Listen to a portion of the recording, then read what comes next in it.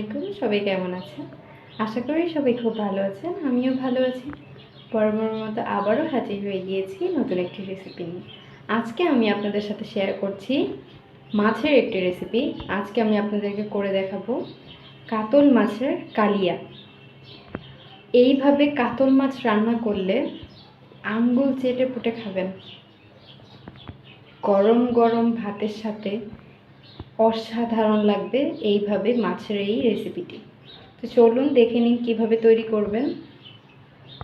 আমি মাছগুলোকে এইভাবে করে কেটে নিয়েছি আর খুব ভালোভাবে লবণ আর হালকা একটু হলুদ দিয়ে কয়েকবার ধুয়ে নিয়েছি যাতে করে মাছের কোনো গন্ধ না লাগে। এখন আমি এই মাছগুলোকে হালকা একটু ভেজে নিব। তা আমি চুলায় বসিয়ে দিয়েছি একটি পাতিলা, দিয়ে দিয়েছি পরিমাণ মতো তেল। এখানে আমি সয়াবিন তেল ব্যবহার করছি না, ব্যবহার করছি সরিষার তেল। পরিমাণ মতো তেল দিয়েছি, তেলটা আমার গরম হয়ে গিয়েছে। এখন আমি এখানে দিয়ে দিব 2 টেবিল চামচ পরিমাণ পেঁয়াজ বাটা আর দিয়ে দিচ্ছি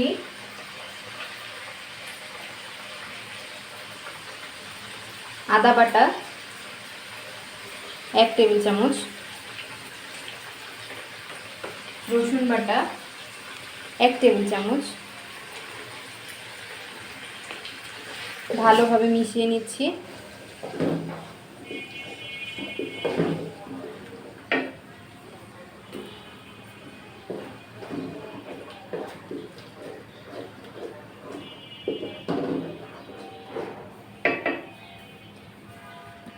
দিয়ে দিচ্ছি স্বাদমতো লবণ,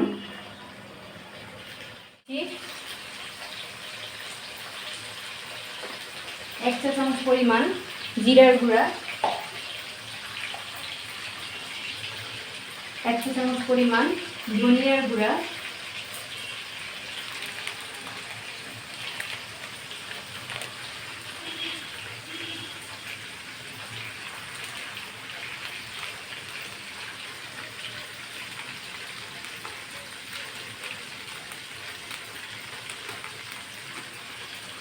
এবার ভালোভাবে মিশিয়ে নিচ্ছি। হালকা একটু পানি দিব যাতে লেগে না যায়।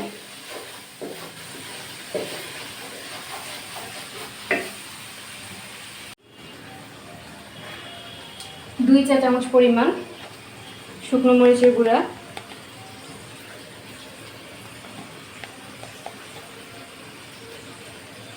আমি এখানে কোনো প্রকার হলুদের গুঁড়া ব্যবহার করব না। এখন আমি এখানে দিয়ে দিব গরম মশলা, দিয়ে দিচ্ছি একটি তেজপাতা, লবঙ্গ 3-4টি, একটি দারচিনি 2 টুকরো করে ভেঙে নিয়েছি, লং 3-4টি,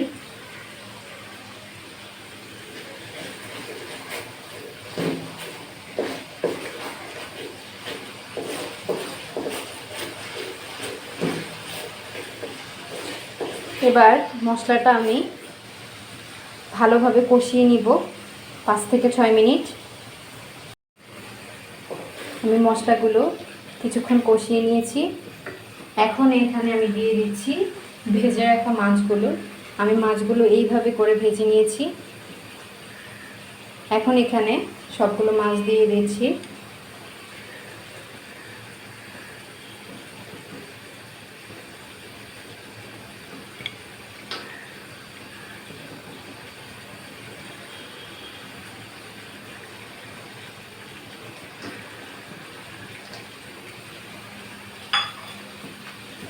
এবার মশলাটার সাথে মাছগুলোকে ভালোভাবে মিশিয়ে নিচ্ছি আলতোভাবে।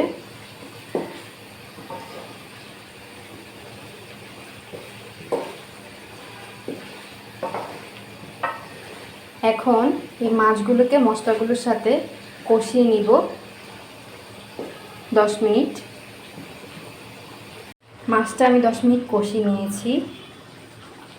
কষিয়ে নেওয়ার পর আমি এখন এখানে দিয়ে দিচ্ছি রাঁধুনি মশলা, রাঁধুনি প্যাকেট মশলা না, মশলাটার নামই রাঁধুনি।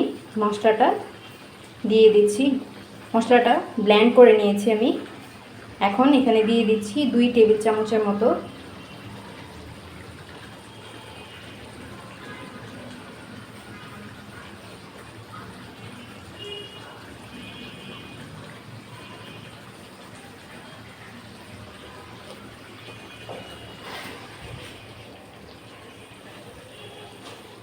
এই কাতল মাছের কালিয়ার মূল মশলাটাই হচ্ছে রাঁধুনি মশলা। এই মশলাটার কারণে কালারটা সুন্দর হবে, খেতেও অনেক ভালো লাগবে, কারণ মশলাটাতে অনেক সুন্দর একটা ফ্লেভার। তো মশলাটা আমি নেড়ে চেড়ে আলতোভাবে মিশিয়ে দিচ্ছি, কারণ বেশি তাড়াহুড়া করতে গেলে বা জোরে নাড়তে গেলে মাছগুলো ভেঙে যেতে পারে। আমি 2 কাপ পরিমাণ গরম পানি দিয়ে দিচ্ছি মাছটা আরও ভালোভাবে কষানোর জন্য।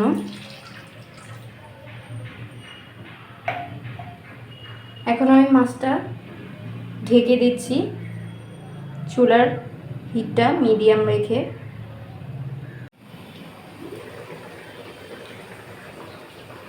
দশ মিনিট কষিয়ে নেওয়ার পর এখন আমি এখানে দিয়ে দিচ্ছি 1 কাপ পরিমাণ বেরেস্তা।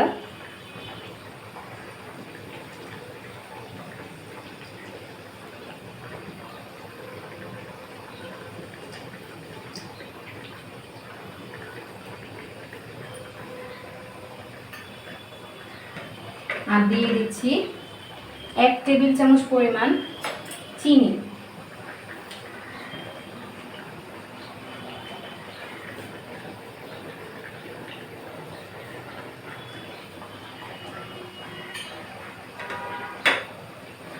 এবার ভালোভাবে মিশিয়ে দিচ্ছি। আমার মাছটা প্রায় হয়ে গিয়েছে, তো আমার রান্না শেষ। চুলাটা অফ করে দিচ্ছি আর এখনই পরিবেশন করছি। আশা করছি আমার আজকের এই কাতল মাছের কালিয়া ভুনা এই রেসিপিটি সকলের কাছে ভীষণ ভালো লাগবে, কারণ দেখতে যতটা লোভনীয় লাগছে, খেতে তার থেকে আরও মজা।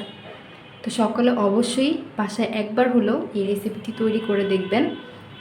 দুপুরে বা রাতে যে কোনো সময় ভাতের সাথে খেতে অসম্ভব মজা লাগবে। আর যারা যারা একেবারেই নতুন আমার চ্যানেলটিতে, অবশ্যই সাবস্ক্রাইব করে নেবেন। আর তৈরি করে অবশ্যই আমাকে কমেন্ট বক্সে আপনাদের মতামত জানাবেন। তো সকলে ভালো থাকুন, সুস্থ থাকুন। আজকের মতো এখানেই বিদায় নিচ্ছি। আল্লাহ হাফেজ, আসসালামু আলাইকুম।